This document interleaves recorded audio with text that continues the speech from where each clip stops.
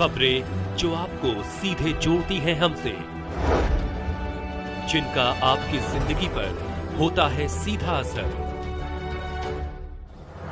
खबरों की वही तस्वीर, बिना बदले बिना डरे, जज्बा सच का लिए, सच दिखाते हैं।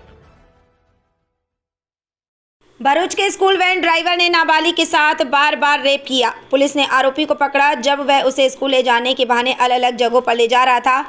भरूच शहर में एक गंभीर मामला सामने आया है, जहां एक स्कूल वैन ड्राइवर ने एक प्राइवेट स्कूल की नाबालिग स्टूडेंट के साथ बार बार रेप किया। इस घटना से शहर में हड़कंप मच गया। प्राथमिक जानकारी के अनुसार भरूच तालुका के एक गाँव का रहने वाला स्कूल वैन ड्राइवर स्टूडेंट को स्कूल ले जाने के बहाने अलग अलग जगहों पर ले जाता था और उसके साथ रेप करता था। ये काम काफ़ी समय से चल रहा था। नाबालिग ने हिम्मत करके अपने परिवार को इस बारे में बताया। इसके बाद परिवार ने भरूच के सी डिवीज़न पुलिस स्टेशन में शिकायत दर्ज कराई। पुलिस ने तुरंत कार्रवाई करते हुए आरोपी वैन ड्राइवर को पकड़ लिया। पुलिस ने आरोपी के खिलाफ किडनैपिंग, रेप और POCSO एक्ट के तहत केस दर्ज कर लिया है और आगे की जाँच कर रही है।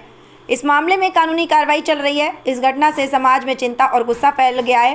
खासकर पेरेंट्स के बीच स्कूल ट्रांसपोर्ट सिस्टम की सेफ्टी को लेकर गंभीर सवाल उठे हैं। बच्चों की सेफ्टी के लिए जिम्मेदार सिस्टम में ऐसी लापरवाही के खिलाफ सख्त एक्शन लेने की मांग हो रही है।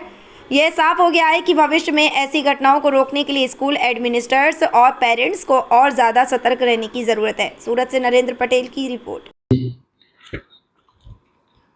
एक 12મા ધોરણમાં અભ્યાસ કરતી સગીર વયની કિશોરીને જે સ્કૂલમાં જવા માટે જે ગાડીમાં અપડાઉન કરતી હતી એ ઇકો ગાડી ચાલકના ડ્રાઈવરે આ સગીર વયની છોકરીને પ્રેમજાળમાં ફસાવી એની સાથે દુષ્કૃત્ય કરવા બાબતની ફરિયાદ આ સગીરની માતાએ 2 દિવસ અગાઉ ભરૂચ શહેર સી ડિવિઝન પોલીસ સ્ટેશને આપેલી।